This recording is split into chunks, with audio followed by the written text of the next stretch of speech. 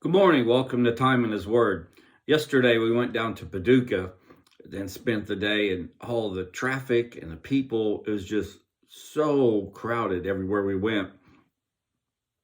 The restaurant we wanted to eat at, we didn't even go to because the parking lot was just packed, and we seen them standing outside. So we ended at another one. It was okay, but it wasn't what we was looking for.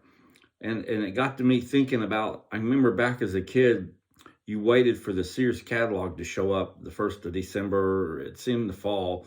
And you'd sit down, and I remember we called it the wish book. You'd sit down, you'd go through the pages, and you'd circle what you wanted and write your letter to Santa Claus and just wait and see what would show up at Christmas time.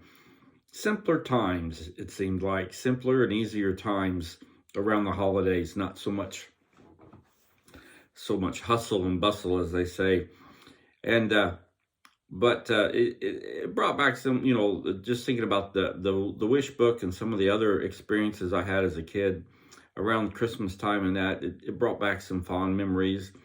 I can remember we lived in Germany for a number of years at Christmas time, and the snow and the mountainsides and all that is just very beautiful.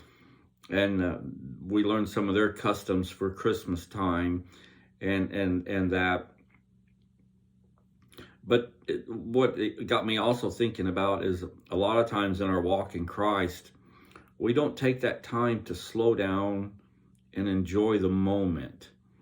Be it your morning study time before you start your day with your cup of coffee or whatever, just that quiet time spent in His Word, reading and studying and seeing what the devotion for the day is, and how it's going to affect your day and how it's going to affect your walk. We need to kind of, I know it's the holidays and everything says it's going. We got family Christmas parties, you got work parties, and this get together and that get together, and before you know it, you're exhausted. But try and take at least a few moments out of each day before the day starts and just sit and be quiet and listen to what the Lord has to say for you for that day.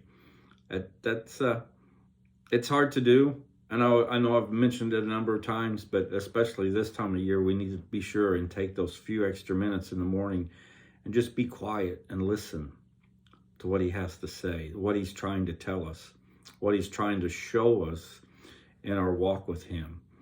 And you'd be surprised at what you can hear and see by just taking those few moments and really indulge in His Word.